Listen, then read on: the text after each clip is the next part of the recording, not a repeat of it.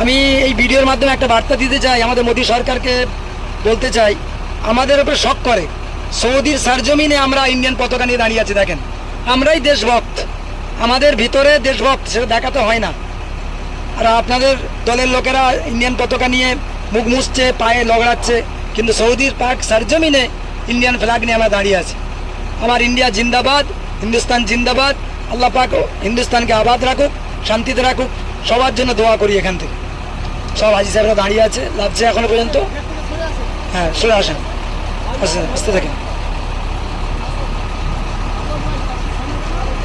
এতেই বোঝা যায় যে আমরা কতটা ভালোবাসি দেশকে।